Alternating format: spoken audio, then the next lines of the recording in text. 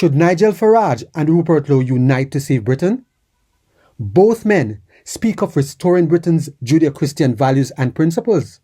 And both men have real ideas that could turn this country around and make it once again a better place to live, work, play, and do business. Yet they remain apart. Welcome to Politics and Principles, where we don't just discuss politics, but the principles that should be driving political decisions and actions. Let's get into the details. Some say it is ego. Others point to old differences. Look at the whole picture, and one truth becomes clear. It is far more difficult for either of them to win an election on their own. Individually, they may have solid numbers. Those numbers will not be good enough to stop Labour. Labour will form a coalition with the Greens and the Liberal Democrats. They share the same mindset, some simply more radical than others. If Farage and Lowe stay divided, the left wins, and the devil wins with them. We must begin thinking strategically, less from emotion, more from logic. Voters on both sides already say the same thing. I don't trust Farage. I don't trust Rupert. If that is the case, who else is left? We have no choice but to come together on the right. Both men carry ideas that can make Britain better. There is no sense in fighting over the past while an entire nation needs saving now.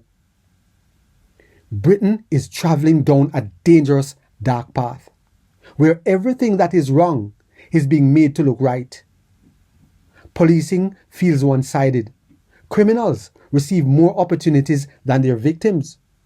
The British people are told the government's first duty is to those who cross the English Channel illegally ahead of its own tax-paying citizens. How can that be right?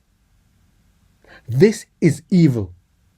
No parent leaves their own children on the streets to be abused while housing, feeding, and protecting other people's children.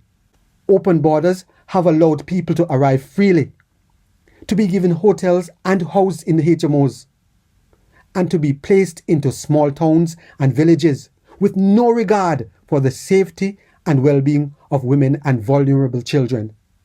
The government has known for decades about the Pakistani grooming gangs. How can that be right? We cannot blame the government alone for the direction Britain has taken. We must also hold church leaders to account. Leaders who have accepted things they should never have accepted. They have turned so far from God that the country is now feeling the pain. Maybe only through that pain will the people who are called by His name humble themselves and pray so that God will hear from heaven and heal Britain.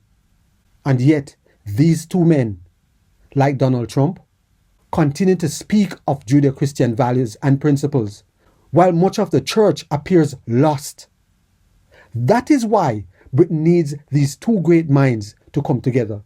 Forgiveness is one of the most fundamental parts of the Judeo-Christian faith. If they truly believe in those principles, they must let those principles guide their decision to forgive each other and begin working again as a team to save Britain. This is central to repairing the relationship. This is the only way to deliver the change Britain needs. Do not allow bitterness, ego, and pride to keep you apart any longer. If you do, the devil wins, and the Labour Party wins with him. As Jim Rohn said, if you really want to do something, you will find a way. If you don't, you will find an excuse. Nigel Farage, Rupert Lowe, country before ego.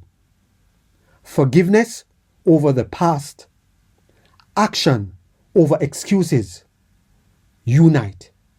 Make Britain Great Britain again.